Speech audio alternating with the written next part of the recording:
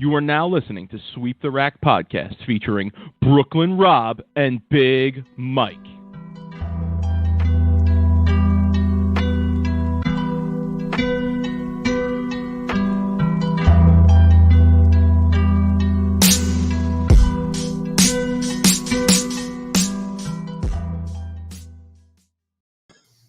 Rob, what's good, homie? Mike, what's going on, man? A lot going on the last week. I feel like, considering there's no bowling on, I feel like we got a lot to talk about. Some pretty interesting things going on in the bowling world. I think in the regular world, in the end of the summer here, I know we got some cool stuff. So I don't really want to talk about end of summer. I don't really want to hear that bullshit. But whatever, it's cool. Yeah, I don't even want to talk about it. Let's not even get into it. Let's just say my work year is going to be a mess. Mess. I Absolute mess. Yeah. I start school like Tuesday, and I have no idea what's going on. I haven't heard from any of my bosses. Like it's crazy. It's crazy, yo. Dude, I had to get out of town. Like I'm leaving. I'm getting out of town. What's up, Doyle, man? Shout outs. I had to get out of town. I'm going to Lake Tahoe this weekend for like Friday, Saturday, Sunday. First time I'm getting on a plane. Fancy. Dude, all right. I got a bunch of my friends. We got a house. The beaches are open. Obviously, we're not going to be going to no crowded bars or restaurants or anything like that. But, dude, just straight, man, just barbecue, just drink a little bit, like sit by the beach, man. I check out, bro. I'm shutting my phone off. I'm just gonna like enjoy my time. So I'm excited about it, man. I'm gonna get through work tomorrow. But hey, on the bowling note, on the bowling side of it, dude, I've been seeing a lot of protesting going on. Joey Bottoms is back. What's up? Bell Bottoms, man. Our boy, man. Look who's in the house here. Look at this big shot right here. Oh, man. Hey, yo, listen, come on and talk to us. We want to hear about how the new bowling center is going. I see a lot of stuff on social media. Simonson had a graffiti artist, Rob, come in to the center and throw up like a thing on the wall. I mean, It looked dope.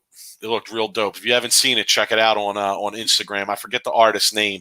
I went to his page and gave him a follow as well. But dude, you never know who's popping in the chat on Sweep. No, you don't. Yo, throw your email out to Big Mike, man. Let's get him on for a few minutes and talk to him. I want to talk to him because I'm in Vegas, man. I kind of need to hook up, and see what's going on. All right, so Rob, you were talking about the protest in bowling. Yeah, dude. There's still some states where centers aren't open. Michigan, right? Yeah, California, Michigan, and I think those were the two big states that. Don't throw your email on the group chat, man, unless you want to get 100 emails from crazy people, man. Take that down. Delete that. That's not his email, though. That's not his email. Yeah, don't put it out there. You can text me or DM it to me. Yeah. Anyway, we'll be here for a while tonight. You got time. There's a lot to talk about. So yeah, like there's I know California, Michigan, where a bunch of bowlers were getting together, going outside the bowling center, man. They, signs, peaceful protests. I couldn't imagine them rioting and burning the bowling alley down that they're trying to save.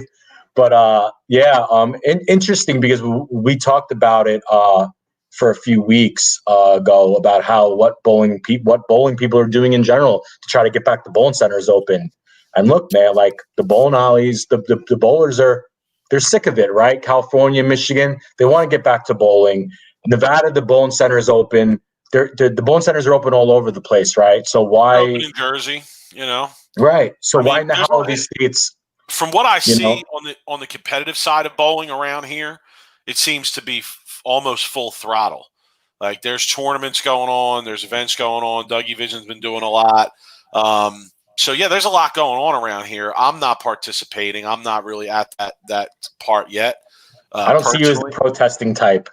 No, I mean, listen, to me, right, it's like two different issues. Like the bowling centers can open, but whether or not they're going to do real business or enough business to sustain being open, it's another question, But listen, we know bottom line is things are bad. They're worse if you're closed. You have a shot if you're open. So hopefully, things open up. I know that gyms were approved to open up in New Jersey today, and that's been like a hot button issue in New Jersey with that. There's a gym called the Tillis Gym where the guy has been opening against the governor's orders, and it's been like a national story. I think maybe some people have heard about it, but gyms are allowed to open in Jersey now, so it can't be that far off, Rob, for these states that bowling alleys will be able to open.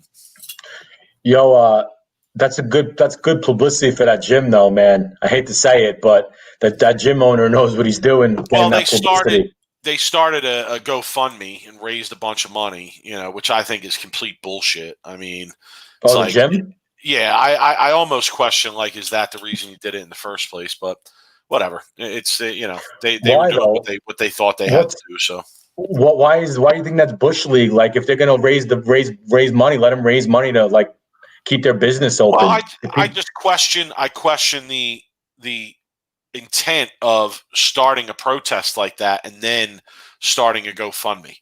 Yeah. I mean, did you simply get in the spotlight for the GoFundMe? Now as it turned out, I'm sure they've been levied a lot of fines and things like that. So, yeah, it's probably not that great, but so it is what it is. Listen, I hope all the bowling centers open soon. That's what I'll say. Or else, but it's going to be it's already a disaster. It's going to be a big disaster. And I don't think it's going to happen overnight, but maybe 6 months, 8 months, 10 months down the road, when you look at all the bowling centers still open compared to what they were at the beginning of 2020, I got a feeling it's going to be, I'd love to see the numbers. I hate to see the numbers, but I would be interested to see the numbers. I guarantee you it's going to be like half. But it's because these bowling alleys can't sustain. And, we talk about it all the time, but dude, like, it's important. It's a really like big topic because all of a sudden, guess what, Mike? It's going to be Bolero. And that's all. And, you're going to be paying $9 a game and you're going to have nowhere else to go. So hopefully that's not the case, and let's support it any way we can. And, if we can get attention to these bowling centers by protesting, then I say, more power to these people, Michigan, California, wherever the states are closed. Get out there, grab a sign. Instead of bowling for a couple hours on Saturday, go grab a sign and hang out with some friends. Go to the bowling center and, I don't know, try to get some media attention, from the local like association and the local news networks. Anyway, so it's about it on the protester front. I thought I'd bring that up because it's kind of interesting. It's a definitely something different that I saw on Facebook this week. But Mike, heard you had an interesting weekend at somebody's pool. I have the inside word. I have the inside word that the people have wanted for a while. As we all know, Bill O'Neill was getting an in-ground pool, and the people wanted to know what the inside word was. Well, people, I was there this weekend. Okay, and I'll give you the inside word. It's magnificent. It's awesome. Really nice. Looks good. Sizable fiberglass in-ground pool. Nice spa on the side. LED lights all around it. Really sharp. Really nice. We had a great time. It was awesome to get together with some friends like you said, Rob, you're going to Tahoe this weekend. You're looking forward to it. Last weekend, I got to get together with Bill and his family and his brother and one of our other good friends, and it was great. The kids enjoyed being around each other. We had a good time, but I can tell you, the backyard is looking lit. The backyard is looking lit, so it looks good. Perhaps some pictures will be shared later on, but yeah, looking good. But Rob, I'm putting my own work in, son. I'm putting my own work in. I ain't going anywhere. I got no plans to go anywhere except my backyard. Show the people, Rob. Show them the work I'm putting in. All right, hold on. Bring it up for me. Show the people, because I'm not going anywhere. I know this is a bowling podcast, but, humble brag for a minute here if you're there with me. I'm trying to get better at this. Let me hold on. I'm not going anywhere, Rob, because I'm in the backyard doing work, man. I'm doing work. So today I took down that tree. I took out that tree today, giant pine tree, quite large. We took it out, me and my brother-in-law, and that's what I'll be working on. Why'd for you the take it next down? Was it dying, or are you just a tree killer? No, I'm just trying to reclaim my yard. My yard is like a forest, and I'm trying to reclaim a large portion of my yard. It's a very big yard, but it's very foresty. And I'm just trying to reclaim it. I'm actually we're working on plans for a pool ourselves over here. So you got to get a bigger and better pool than Bill's. no, it ain't like that. It ain't like that at all. That plan was in the works. As they were planning to get it as well. It's just taking us a little bit longer to follow through on it. So yeah, shout to him, man. The pool looks awesome. It was a good time this weekend, and Rob, we bullshit, but there's a lot of no. It's not Big Mike's tree service. No, I'm not for hire. You don't want me to do it actually, because I really don't know what I'm doing. Like, I was a little bit nervous that I was going to wreck my fence bringing down that tree, but So with a little help and a little guidance, I was able to get that done. But Rob, many jokes here. We digress. Okay, because there's actually some bowling stuff to talk about. So we should talk about it. Big news. There's a couple big things to talk about this week, but I guess what makes sense is to first mention that the PBA League, it's on and popping, right? Well, it's on. I don't know if it's popping or not. That remains to be seen. But it's going to be in the Virginia, D.C. area, Rob. There will be no fans. We talked about that before and what the impact of that could be. And it's going on one way or the other. What are your thoughts? I think they should have just canceled it. Honestly, I don't feel like it's. Mike, what about the money involved? And I have a question about that too, because there's more teams involved this year, right? And I know, in my opinion anyway, I don't think the money was great in the previous years of the PBA League. So I'm wondering, is the prize fund increased this year, or are the teams getting a decreased piece of the pie because of the additional teams that are now there? I don't know. I don't have that info, but I just question that. Because Rob, you say we'll cancel it, but what about the money? That's kind of why I bring that up. I don't know. Use it for some more TV made events, or just roll it over for next year. It's unfair to probably the all the teams that are trying to, like, I guess it would be unfair to take that money and move it somewhere else, because there's a lot of people that are maybe relying on that check. Right. And you know what I mean? Yeah, no, absolutely. I feel the same way. I think if you cancel it, you can't put that money somewhere else. Maybe you could double it up next year, with the same drafted players, and bring the women's teams in as well next year. Joey Bellbottoms, our guy over here, had a question about why did they move to DC. Coley Edison actually answered that on a podcast. What podcast was it? I can't remember now. One podcast. It's any other podcast but ours, because she won't come on ours, because we don't serve her up the softball questions, Mike. That's why she won't come on. So. Yeah, Brad and Kyle, I think, are having her on, and Brad Miller put out in Twitter suggestions for questions, and I said, "Oh yeah, anything. Are we talking real questions or the softballs that she gets everywhere else?" So she actually answered that though. What'd she say? She said the reason they're going to the DC area is because it's the only place they could find where they could bowl without the mask on. Everywhere else, you have to bowl with the mask on. Whereas here, you didn't have to bowl with the mask on. So that was the answer. Now, I know in New Jersey, I don't think you have to leave the mask on while you're bowling. I don't know what the numbers look like, et cetera. But, I don't know. So that was the answer. So we'll see. Rob, listen, what's it going to be like with no fans, man? I don't know.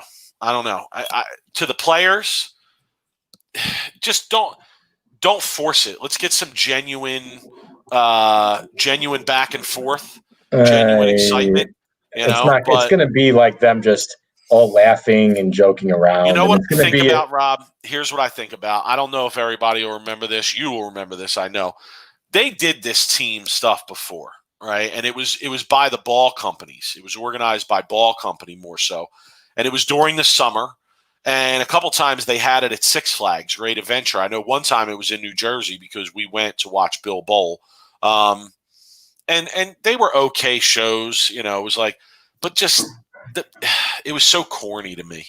If you go back and watch those shows, they're just so corny. The joking and the inside jokes that nobody else gets if you're not a real high level bowler, and like I don't want to see the PBA League turn into that. It's one of the best products they have, Rob. You know, could you imagine if the NFL or the Major League Baseball or if NBA basketball, if the players were joking around with each other, and if they missed and they were just kind of like, oh, this is fun. So happy to be here. This is a great time. Ooh, like it's just terrible. Like give me some competition. Give me some talking shit. Give me some real life emotion. But in order to have that, you got to be bowling for something, right? That they really want, right? So like, I know. I'm worried. I'm concerned because, like I said, listen, when the PBA League is at Bayside with those fans, it's one of the best products the PBA has. I'll stand by that. Okay, I stand by that fully. So I'm just worried that they're going to take something that's a really good product and you know, give it this bad experience. And I understand that it's in certain conditions, but you know, hey, listen, it's up to the players, man. It's up to the players to be able to go out there and do that. You talk about WWE all the time. You want WWE. Well, that's what they need to be in this situation. Listen to me. Here's what they need to do. And all it takes is one team, Mike. Just one team. And I'm thinking AJ Johnson, right? His team, right? All needs one person just to play the bad guy. Just come out and say, before the event even starts, we are going to be on this show and we are going to kick everyone's ass, and nobody's going to even hold a flag. No one's going to even be able to shine our shoes.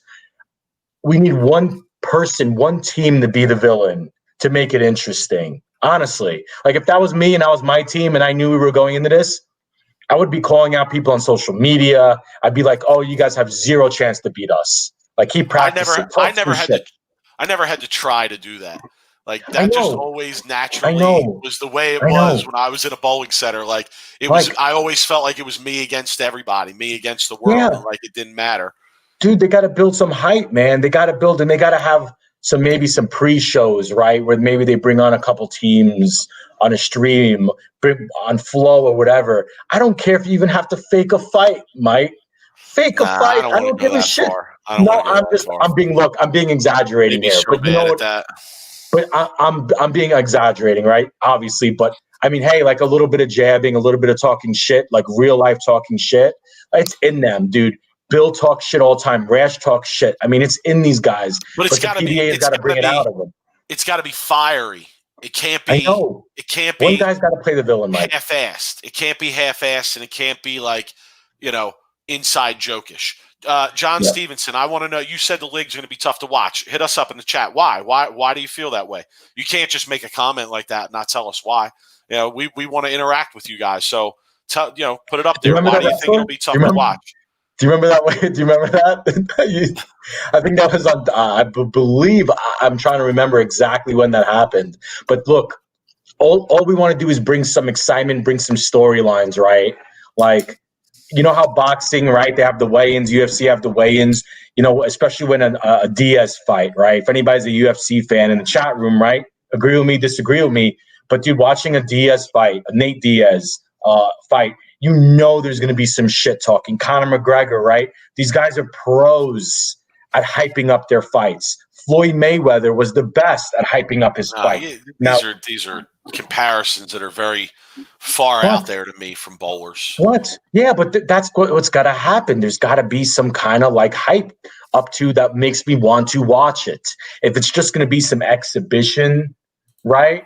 It's got to. Yeah, right. That's a good suggestion. I know. It's a good starting point, right? I mean, it is, but nobody wants to do that. Everybody wants to be well liked and whatever. Like, Pete Weber was never really worried about being liked. Honestly, he did what he was supposed to do. Pete Weber is the epitome of a villain, right? Because But even in that environment, though, like, and I want to respond to John real quick. Agree, John. I more clear, and I agree there. But Rob, even in that environment, like Pete Weber came off as like joking-ish, I guess you could say, in some instances, and it just doesn't come off right to me. So I'm a little concerned, but it's all good. It's a pandemic. I'm happy that bowling's going to be back in some way. I'm happy that we're going to be able to watch bowling in some way. Yeah, but if it's not a good product, man, like we're not going to be able to bet. I know. I mean, Which look, sucks. like I'm just worried, Mike. It's bad for my entertainment purposes, though. I'm worried. I am worried about it. Like being out of Maine with no fans. I'm worried that it's just not going to be an interesting product, right? I mean, yeah. Come on, really? I know. Get it? So we're going to go no fans and less money, and we're going to expect it to be what it was. Dude, Come on, they're losing all that cover. Yeah. They're losing all that cover charge from Maine. So anyway, so we need some villains. Yo, get me on a team, Mike. I would be more than happy to play a villain. Put us as managers. I mean, Christ, Dude, goodness. I will talk so much shit. All right, but listen, I'm going to say I'm happy that bowling's going to be back. But there's more at play here, Rob. Let's talk, right? Let's talk. People, we told you it was going to be a good episode tonight. So if you're here, you're going to want to stick around because we definitely have some stuff for you here tonight. We got some, our theories about where things are. What they say, if the PBA was smart, they'd have gambling anytime they're on live TV. Yeah, we've said it a couple times. We said it after the first time we did it. We're like, this should be an all-the-time thing. But it's tough because a lot of it isn't on live TV, especially now during the pandemic. Like, that's a bigger issue than ever. So, listen, we have to trust that they're working on these things behind closed doors, right? We have to trust that. Rob, other big news this week is that, and I'm going to say Belmo, but it's really from what I've been told from Lucas Wiseman, one of our guys, that it applies to many international guys. Belmo put out on social media this week that he's good. He's cleared. He's good to come to travel, good to come for the PBA League. Lucas replied to a question I had about that, about other international guys, and said a lot of them seem like they're good to go. So here's a positive, Rob. It does seem like it's going to be the regular field. I mean, it's a positive. Let's just hope that they don't bring over the, Corona positive. But I just don't. What? Come on, son. Are you trying to jinx shit, son? No, all I'm saying is like it's a gamble, right? Like for them to come over for less money, right? Tell Rob. They want to be they're all hanging out. They fake dream wrestling is not the model we need. I'm not saying that it's the model we need, but I'm saying there has to be a little bit of storyline and there has to be a little bit of drama and it has to be real drama, right? Yeah.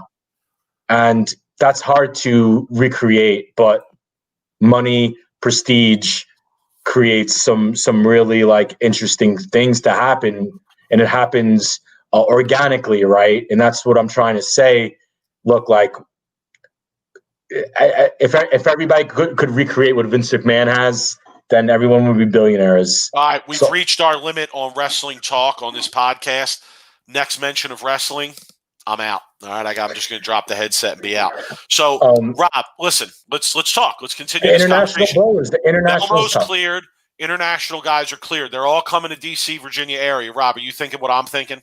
Think logically now, right? Think logically with me for a minute. What makes sense here, right? You still have a lot of stuff up in the air. World Series of Bowling, up in the air. PBA playoffs, up in the air. They got to do it all when they're here. They can't expect them to go back and forth. Like, they got to put them all in one shot. Logically, that would make sense, right? It would make sense. PBA playoffs, right? The World Series, all of it. They're not like, you can't expect the international guys to go back and then come back again probably a few months down the road, a month or two down the road, to then finish those events, when you have everybody in the building right now at this time. And, Rob, you kind of know what that means. It means that there's going to be a lot of tape bowling. Yeah. I don't mind the tape bowling. Look, I won't get on the PBA about them not having live bowling on a lot. When I like I did in the past, I hate tape bowling. I think to me, I'd rather have 3 live shows a year than have 15 tape shows, honestly, because I feel like the live shows are always just more entertaining and it's unpredictable. We know, Mike, just being in the inside a lot and social media, we normally know who's winning these shows, right? See? Yeah. Listen, if you think it's not brain surgery, right? Like once you heard that the international guys were cleared to come, it's clear that it makes sense to finish it all there. And that's a wrap for the 2020 season, right? Yeah. And then you can push things to 2021. And Right. you can start thinking about 2021, maybe when the travel becomes a little easier, depending on what goes on. So how about this? Wait. How about this one? Yo, that they should here, Joe Bell Bottoms. Here's an amazing idea, right? Have a bubble. Have a bubble. Sick. But that would be sick. Dude, tape it. Bowling all the time, betting on it. That would be sick. And tape it, dude. Tape it. Bring a crew. Get Flow Bowling. You know what? I want a live hour or two of what's going on in that bubble. You know what I mean? Because, dude, it's you want the behind the scenes of the bubble. Oh yeah, it would be so boring. You totally overhype what these guys are doing. Like, but not if there's a camera crew 4 or 5 them, guys would be worth following. Dude. Dude, DJ Archer, have a film crew follow DJ Archer around, man. He's one that would probably be worth it. Yeah. Well, Jeff is saying, could we afford a bubble? Can the PBA afford a bubble? I don't know about if we're talking like a bubble, but I think we're saying just keep everybody here. So that's the problem. The players would have to pay for their own hotel rooms. So it would be like quarantining them and forcing them to pay for it, which is crazy. Dude, you got to give them some free booze and, let the magic happen, right? Yeah. Can I also say this? And in all seriousness, we kid a lot, but I don't know if other people notice, but TV is starving for sports content right now. Oh. Turn on any sports channel throughout the week and you will see movies playing on the sports channels. You will see old games playing on the sports channels. They are starving for sports content right now. So if they can produce a lot while they're there, then I feel like they can use that to their advantage. So even though it would be taped, and I know we're not fans of that, I think that it can be used as a positive. But Rob, also I want to throw out there, where does that put Flow Bowling, man? I haven't really brought this up over this whole course of the pandemic. Like, what I pay for Flow Bowling is what it is. I don't really sweat it. I'm fortunate to be in that position, but there really hasn't been much live bowling content on there, particularly PBA content on there, in quite some time. And if all these shows are going to be taped, where does that kind of leave things? I mean, maybe you get to see some of the matches, but if those matches are being taped for TV to create that extra content, then where does that leave Flow? I don't know. Where does that leave the people that are fans of Flow, subscribers of Flow, in terms of the content not being provided? I mean, really, like, Flow has to come back and give some kind of discount to the people that are subscribing. I hate to say it, but look, I mean, think about it. How much I paid $150 for the year, and how many times have I used it in the last 5 months? And I don't want to watch. I don't want to use it for a regional, Mike. I don't want to watch a regional. I don't give 2 shits about a regional. I do. I know you do because you're crazy. But I think I'm a lot of them. I was gonna go watch a PBA 50 regional live this weekend. Dude, I bowled my own. I know, you're crazy. I bowled my shares of regionals. I don't want to watch these regionals. The reason why I have Flow is because I want to watch my certain few select bowlers bowl that I'm big fans of, and that I know. I have friends that bowl. That's why I want to watch.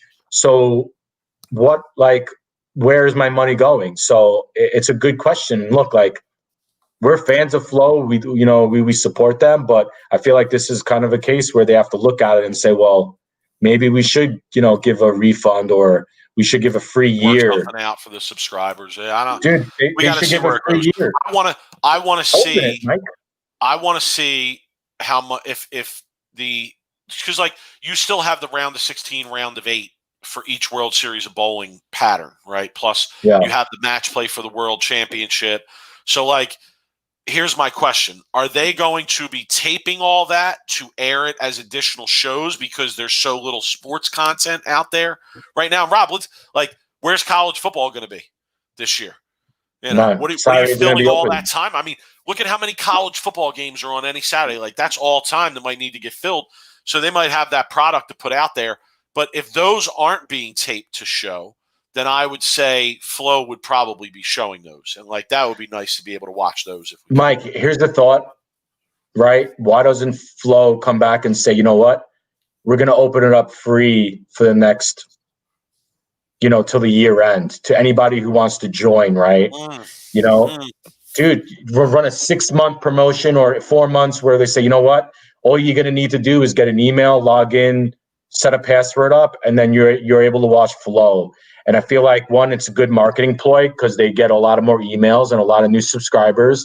And then people could actually see the product that they're going to get, and maybe they'll keep viewers, right? And I know you don't want to hear this because you're going to leave, but the WWE network gives a month free before and that's smart because they'll join for a month and they'll get to watch what they want to watch, and then I feel like that needs to maybe happen with this, especially since a lot of people are paying for a full year and they're not getting a lot of bowling right now. True. All right, Rob, we've talked about serious stuff enough. We're gonna, as always, we're gonna have some fun with the people, kick it with the people. We got to re-rack. To see regionals. No, nobody wants to see regionals. Only Mike wants to see regionals. I disagree. I agree with Michael Savage here. When I go to regionals, there's quite a crowd there. People are there to watch. They enjoy it, and I'm one of them from time to time. I don't want to watch people bowl 150. 80% of the field are going to bowl 150 over there. I don't want to see that. I'm not watching those people. Well, maybe a little bit. I don't want to see those guys. Their names in the back of their shirt, and they pay their membership just to say they're a pro. I don't want to see those guys. Yeah, I hear you. All right, we have a skit for the people, Rob. We always do. We started a new skit last week. We're going to continue with that one, and it's called Re-Rack. All right, Sweep the Re-Rack. Sweep the Re-Rack. Okay, whatever you want to call it. And basically, it works where we are going to talk about something that we want to see come back in bowling. All right, something that is gone and we want it to come back. All right, do you want to go first? You want me to go first tonight? You can go first. All right, here's what I want to re-rack on. I want to re-rack on bowling balls. Okay, let me explain. And I hope the bowling ball companies are listening. I hope all you fake staff patch pirates are out there listening to me right now. Okay. All right. Here's what I want to re-rack on. I want to re-rack on releases of bowling balls. Okay. I am sick of there being 35, 40 bowling balls from a company in a year. That's disgusting. That's crazy. Okay. Let's harken back to the days of the early 90s for a second, Rob, where if you do a simple Google search for Brunswick ball catalog 1990 whatever, you'll find a link right quickly, and you don't have to bring it up. But if you go to that catalog and you look at something from the early 90s, I mean, there were a few years where Brunswick, who I kind of feel was the leading company back then with the Rhino series, then they had the Zone series, there were years where they came out with like 6 resin balls in a year. 6 resin balls in a year. Now, companies come out with 6 balls in one shot. And if you split it up amongst the various companies that are under the umbrellas of other companies and stuff like that, it gets even bigger. So listen, can we re-rack? Can we re-rack and go back to the days where it's like 4 balls a year, 4 high performance balls a year, and that's it? I agree. I agree completely. I understand making money. I get it. I understand making money. I understand giving people options, etc. But it's Mike, getting to be a little bit much. Mike, here's the thing, though, is like I feel like the bowling ball companies would maybe do better if they did have a limited amount of releases. Like if I'm a bowling ball company and I only release 1 ball every 4 months, or maybe every 6 months. Like the vocab. Yeah, but you know what I mean, though? Like if a bowling company's only release one bowl every 6 months, people will really look forward to that ball when it comes out, especially if you're making good bowling balls. Now it's like this is a good point. This is a good point, Rob. There were enough bowlers to support 6 a year, not the case now. Yeah, Brian, I hear you. I hear you on that. Yeah, okay. I agree. And especially when a company like Brunswick now owns all these. Are people companies. buying that many balls? No. Like, who's buying that many balls? I don't like. No. Most of the people get them for free, except me. Everybody in the chat gets them for free, not me, though. Do you know what the shitty part of this whole thing that makes me so angry, Mike, is they release all these bowling balls, and then the one time they do release a ball that everybody wants, it's on back order for like 2.5 months. You know what I mean? That's what pisses me off. Like, you release 100 balls a year, and then the one ball that you finally make that's really, really good and everybody wants it, it takes you 3 months to get it. Yeah, Rob, we neglected a big piece of news this weekend. We'll get back to it. The USBC bought Bowlers Journal International, so we'll mention that as we go along here. But let's get to your re-rack, Rob. What do you want to re-rack on? I'm throwing a last-minute pivot here because we talked about it earlier in the show. College football is not playing this year, right? Pretty much all of it's gone. Bring back Saturday afternoon bowling, Mike. Perfect time to get back on Saturday afternoon. Wow. Fox, dude, Saturday afternoon, Fox every week, but you have to do the same time every week so everybody knows that your DVR. Let's be honest. In the long run, I don't think that's ever going to pan out, right? No, but for a year, it would be pretty cool. Dude. But I do agree with your sentiment, though, Rob, that it would be nice if they could lock in a night that's bowling, right? Yeah, consistency, right? Like Wednesday at 8 p.m. Eastern Standard Time, Sweep the Rack does our weekly interactive show, right? Bowling needs to have. I don't get any. No, I don't get any either. I used to. Let me be fair. Back in the day, I used to get hooked up. Up. But once he hit big time, I got to be honest. It was like, don't even ask me.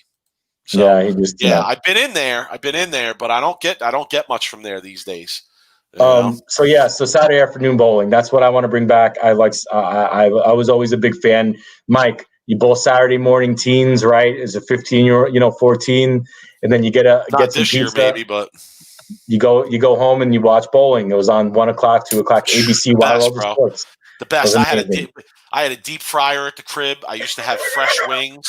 I'd bread up the wings, put them in the deep fryer, some hot sauce, and sit and eat wings. It's a perfect time right now for Fox to come out and say to bowling, like, hey, let's start doing Saturday afternoon shows, and do some live shows. Comment here. Let's be clear. The Patch Pirate. Let's be clear. No, I do not accept this comment.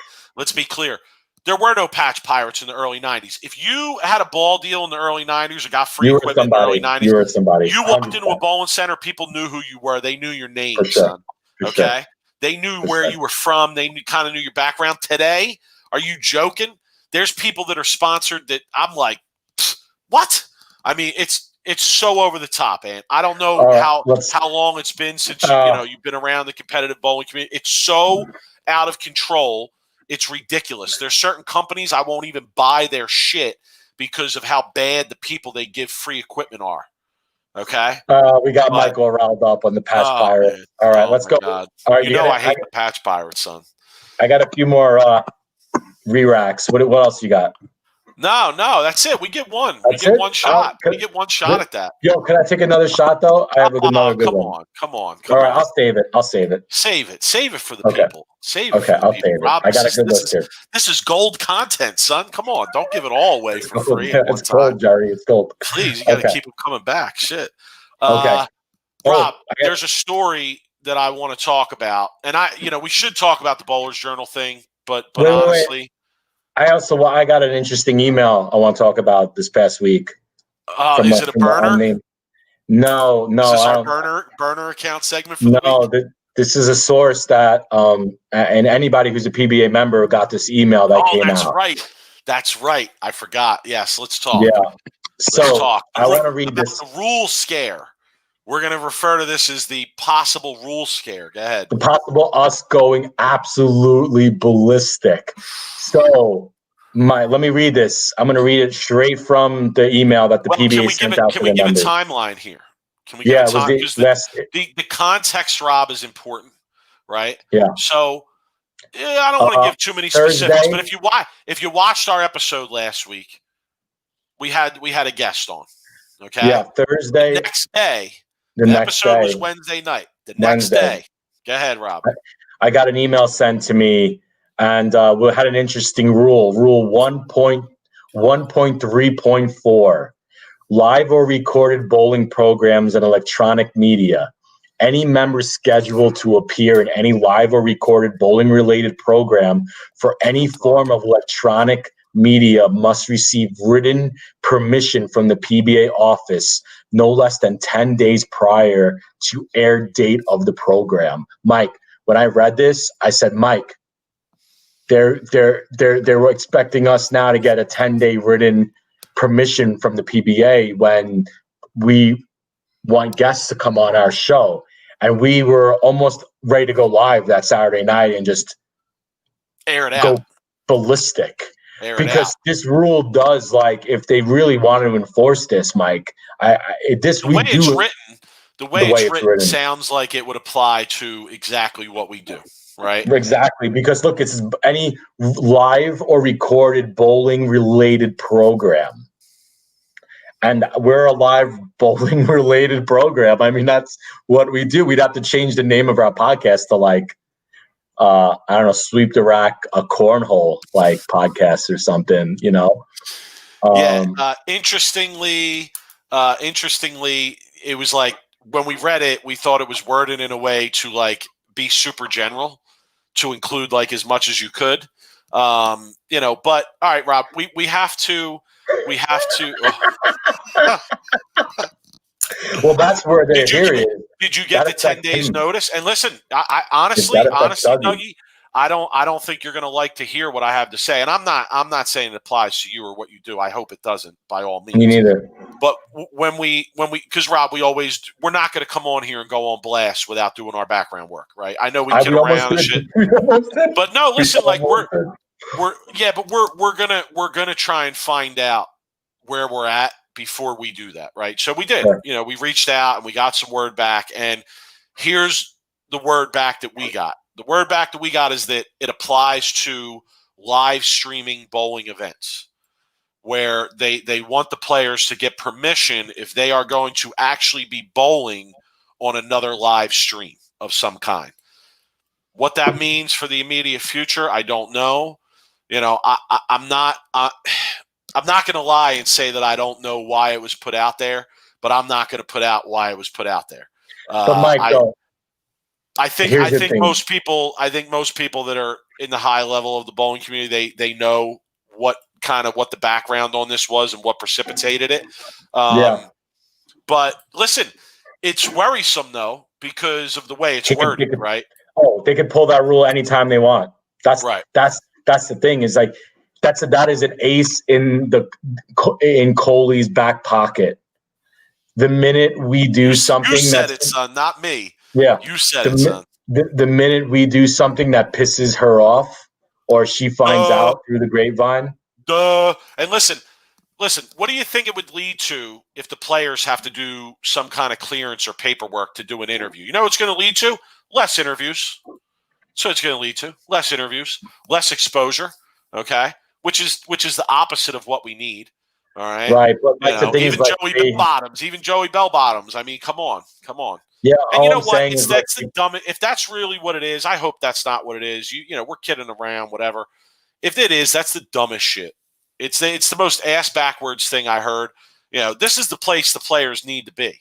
Honestly, if you want to create the kind of content that people want to see or are going to be somewhat interested in at the level of bowling, but anyway, so that was just a quick interesting rule that was out there, Rob. I'm not worried, but you know what? There is a little bit of sense that they're going to pull that ace out of their hole any time that we do something to piss them off, and hey, it's going to happen in the next. We're bound to piss them off eventually here and there, so we'll see what happens. But whatever. Whatever. Honestly, it shouldn't even matter. It shouldn't even matter. Like What should matter is that they make their players available to whoever wants them, because right now that's where bowling is at. Okay, so that's just being honest. All right, Anyway, Rob, I want to talk about a golf story real quick. That kind of compares to bowling. Sean Rash actually. You get one golf story. So. All right, Sean Rash actually retweeted this or liked this on his Twitter. If you want to go and check it out, and it was out there. I don't know if it particularly went viral, but I saw it. Spare me the specifics here because I didn't want to pull up the article and quote it. There were two golfers this week at a tournament, PGA tournament, that missed the cut. One of the guys went on social media and he said, I want to get a money match in. I'm not looking to play for crazy stakes, but something that will at least make it interesting. Okay. A bunch of people responded to him on social media. He ended up linking up with a guy who's a club pro around the area where the PGA tournament was. They both got a partner and they played, I think it said they played 4-ball format for $300 a man. Okay, so not crazy stakes, $600 match. All right, and here's what I want to talk about. A lot of comparisons to bowling there, Rob. This was like people were talking about this golf story like it was a huge deal, big deal, like golfers going to play against locals for money. Happens all the time in bowling. I mean, it's like a tradition in bowling almost. Yeah, I mean, golf is different because the amateurs and a lot of the players in golf don't have access to a lot of the pros, right? And I feel like that's the difference between bowling and golf is fans have a lot more access to pros. They could pay a couple $100 and they could bowl a program and they could bowl with Pete Weber. I can pay a couple $100 and play with Tiger Woods or Phil Mickelson. Or any PGA pro, really, I would imagine. Or any PGA pro. So I feel like that's different. Like when you have when you see like a story example, like when Kevin Durant responds to a local college kid's tweet and he goes plays basketball with them, it's a big story, right? But if you have Kyle Troop go out and bowl Dougie Vision, it's not a huge story because everybody has access to Kyle. Like, you can get him on our show. You see him in a bowling alley. You can bowl a pro-am for $100. Yeah, that's what I'm saying. But golf is different because they don't allow that, and it's not. And sometimes I feel like, I remember a while ago, I was talking to Mike Fagan and having this conversation with him, and he said he felt like that fans did have too much easy access to pros. And if you want to make the pros really elite and you want to give them some, kind of status, right? You don't give them that much access. Right. Yeah, what I found initially about the story is that the pros in this case gave the amateurs a couple strokes on each side handicap. And, I just want to say, like, there's a lot of bitching and complaining in the bowling community about handicap a lot of times. There's bowlers out there that don't want to. It's a sham, the handicap system. It's the biggest fraud in sports.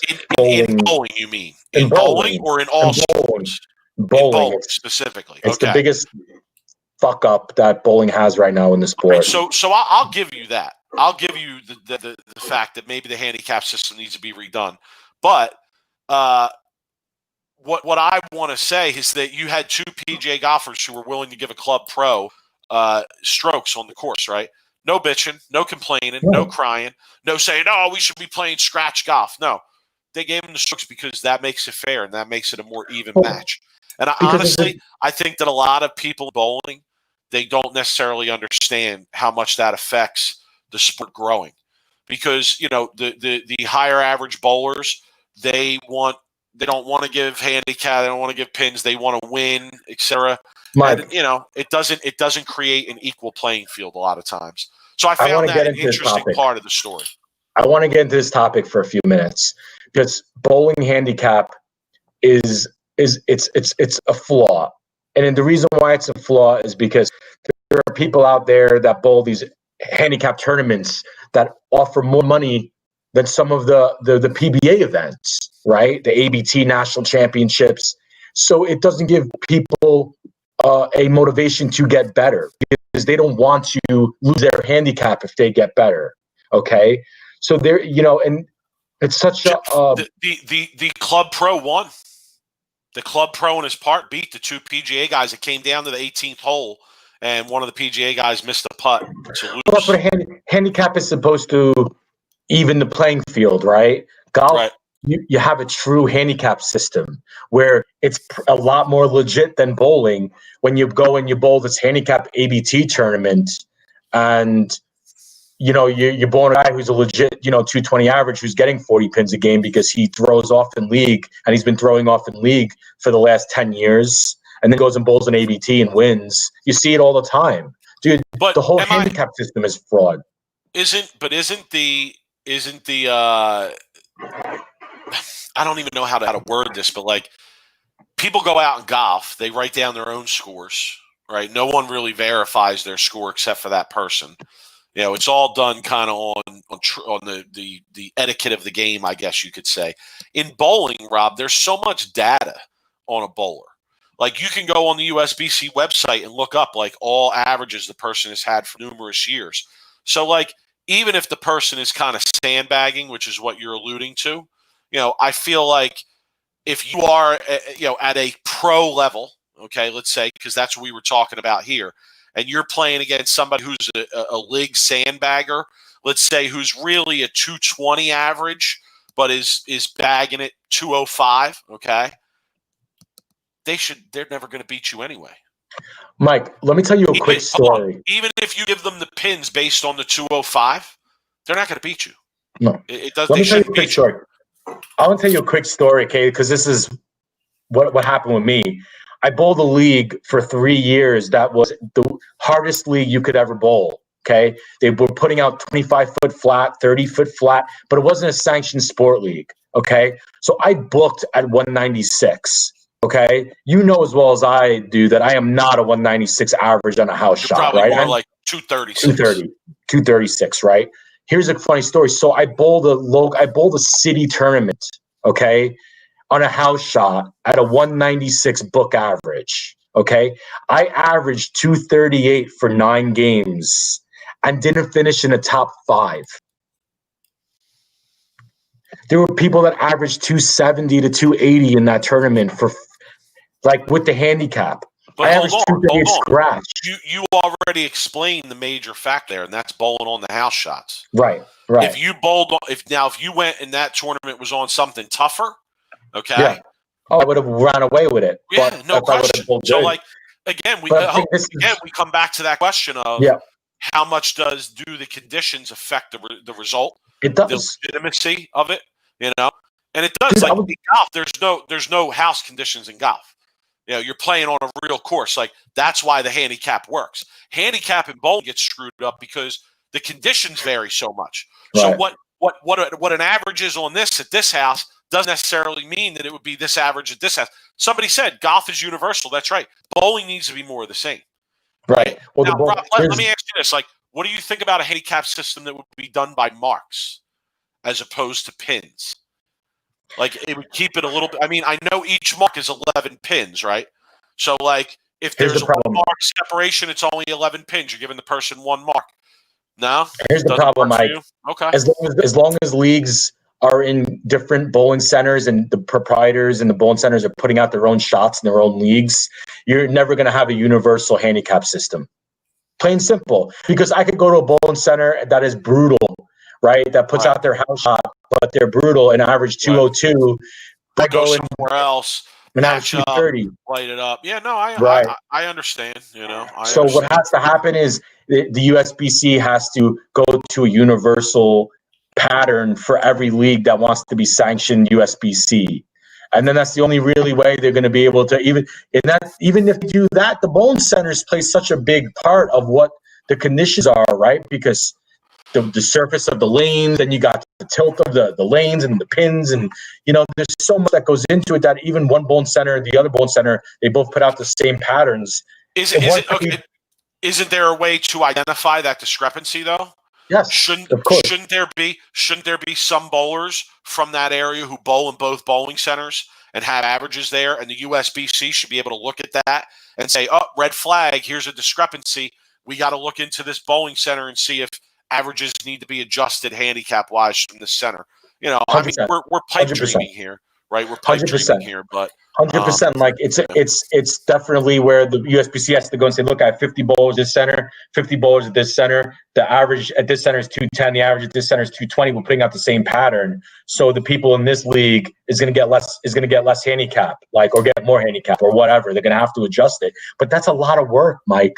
There's so many bowling centers, and that's a lot of like manpower, and that's a lot of money. But that's their job too, is to make sure that the bowlers have a like playing field that's even, and that the handicap system's always been. And people can't be afraid to call out sandbaggers too, dude. That's another problem. Like sandbagging that is a big problem. I agree. Yeah, there's all kinds of sandbaggers out there. But I love this topic because it is a big problem in the sport. It really is. The handicap system is an awful sport. It's an awful, flawed, messed up system that needs to be fixed. So. All right, Rob, we're almost at an hour. We don't want to keep the people all night. We're going to wrap it up here. We were going to do Wheel of Answers, but the wheel's currently broken. So I'm sorry. The wheel's down. The wheel's out of order. The wheel's out of order, and we can't do Wheel of Answers. So I know. I got. That's okay though. We've been here a little while, Rob. We want to let the people go. We appreciate everybody joining us. We appreciate all the conversation in the chat. You guys are going back and forth. Continue to argue if you want. We love talking shit and arguing around here. Any final thoughts, Rob? Not really. Just I really enjoy like talking about like the problems in the industry. I feel like stuff like the handicap system that we just talked about. Talking about the PBA going to like Maine and leaving Maine and for no fans.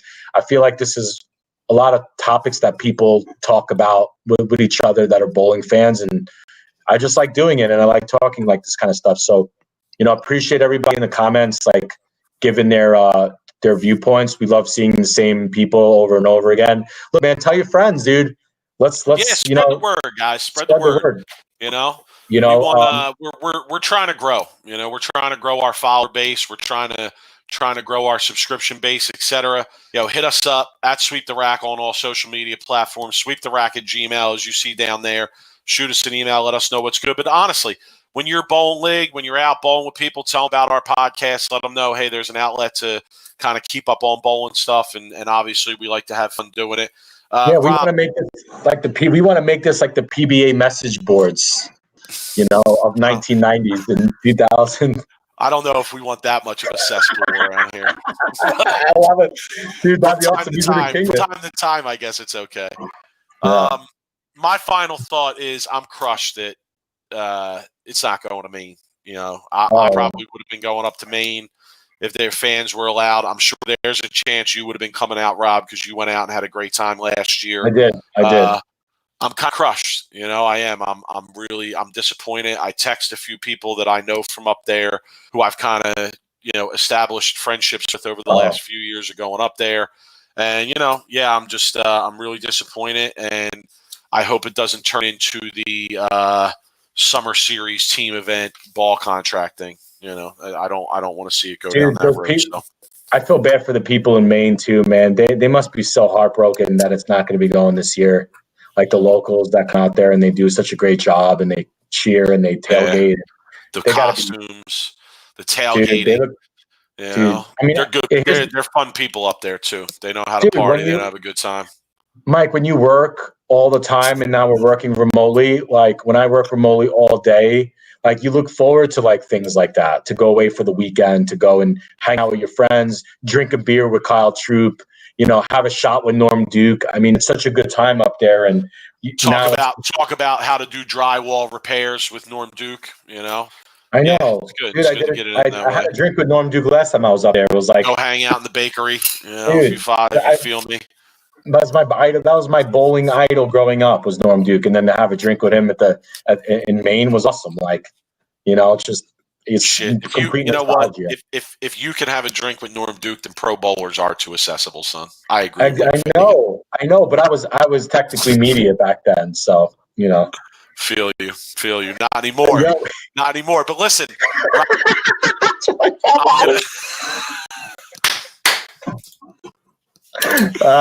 That's awesome. I don't know about it. I know nothing about that. I know nothing No, about that. Okay? dude, that's just great. Like from I the know last nothing show we about were that, talking all right? about. Yeah, Mr. Nice Guy. Yes, that's right. This is true. Rob, we're going to get out of here. Listen, I want to say this. You know, we're your favorite bowler's favorite bowling podcast. So check it. Sweep the rack. Hit us up. Rob, hit the music. We're out. Take it easy, All right, people. man. See you guys, dude. Have you. a good one. Later.